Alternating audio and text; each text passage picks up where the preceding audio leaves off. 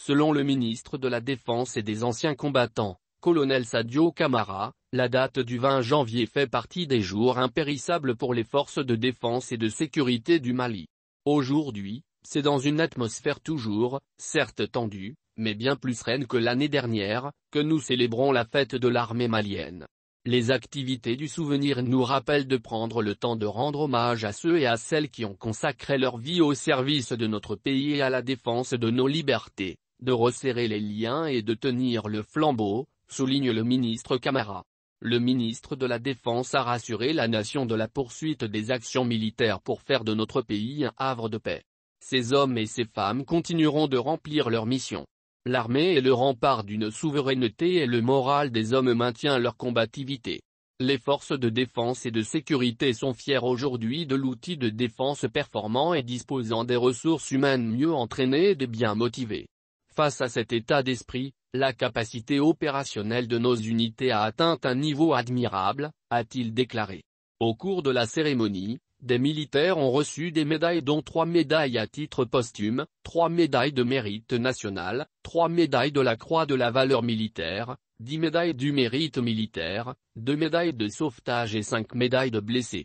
Aussi, le chef suprême des armées, colonel Assimi Goïta, a remis un chèque de 6,5 milliards de FCFA aux veuves des militaires tombés pour la patrie. 3 familles ont aussi reçu chacune un chèque individuel de 28,81 950 FCFA, de 19 615 200 FCFA et de 4 517 620 FCFA. Aujourd'hui, le souci principal du peuple malien est la restauration de la sécurité sur l'ensemble du territoire national. On a coutume de dire que la paix n'a pas de prix, mais elle a un coût. Merci au grand peuple pour tous ces sacrifices consentis et pour la résilience qui nous ont permis d'acheter tous ces matériels et nous ne faisons que le remercier davantage, dira le président de la transition. Le colonel Assimi Goïta a rassuré le peuple malien de l'engagement et de la détermination des forces de défense et de sécurité à défendre l'ensemble du territoire national jusqu'à la pacification totale.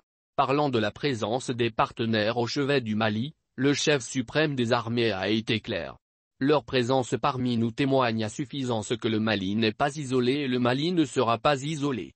Le peuple malien a opté pour donner une nouvelle orientation à sa coopération basée sur l'efficacité, la sincérité, une coopération où des résultats tangibles seront appréciés par nos populations qui sont les premières bénéficiaires.